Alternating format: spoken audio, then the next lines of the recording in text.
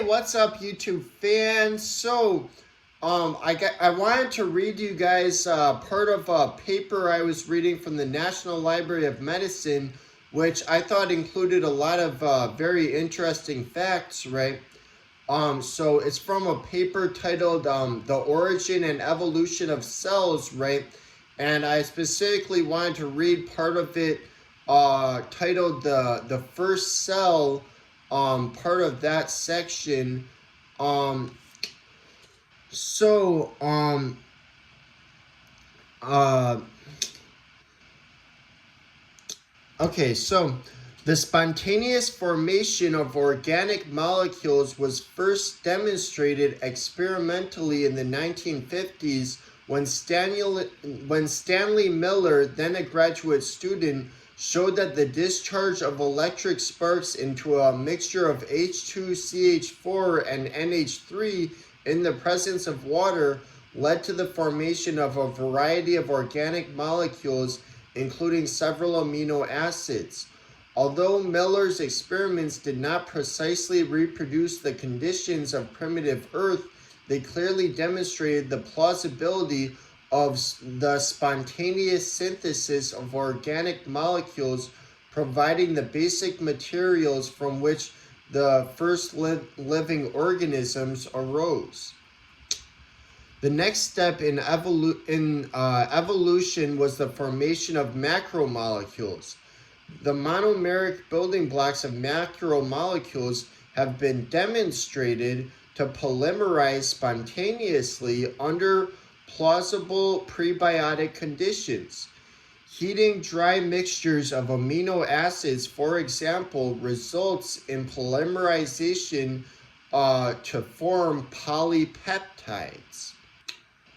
But the critical characteristic of the macromolecules from which life evolved must have been the ability to replicate itself.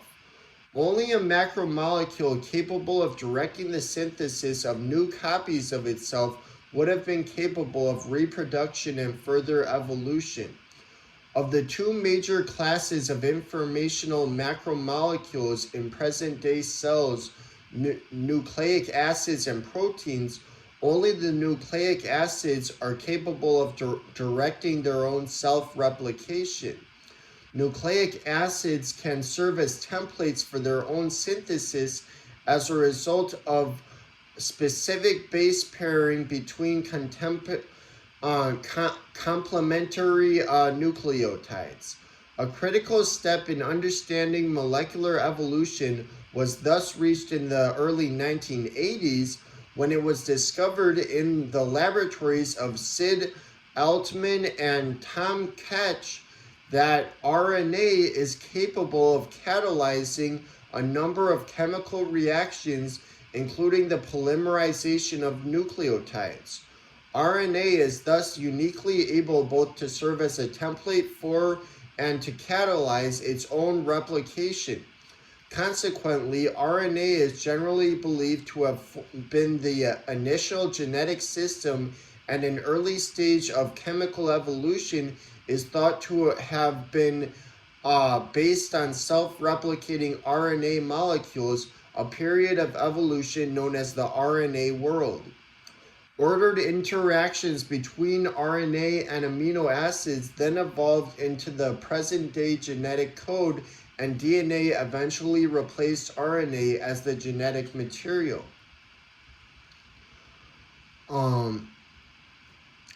The first cell is presumed to have arisen by the enclosure of self-replicating RNA in a membrane composed of phospholipids.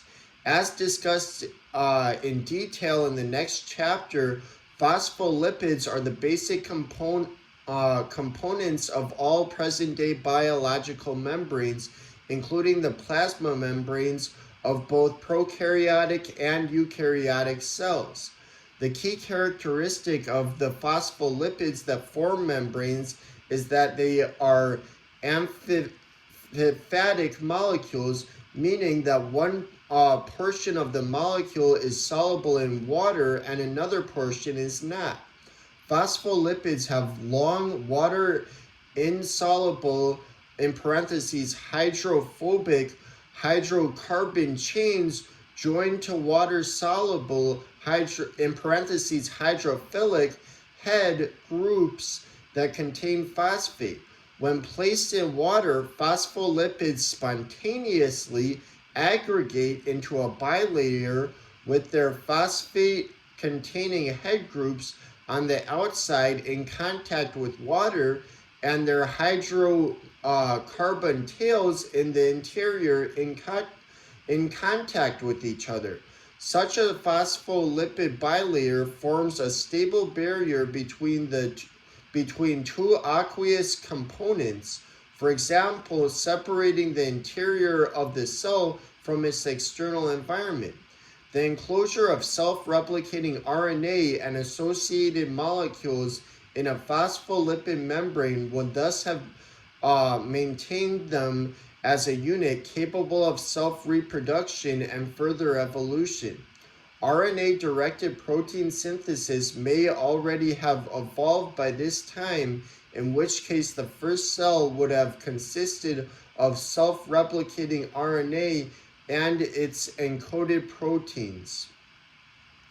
So I found that to be a lot of very interesting information that they dropped in this paper here, showing a lot of research on the origin of the first cells. They do say on this how it is a matter of speculation. That is true, but there is a lot of research on it.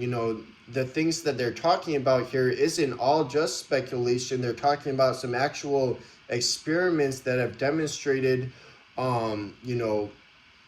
certain things which can form abiotically, right? All right, that's all for now. See you guys.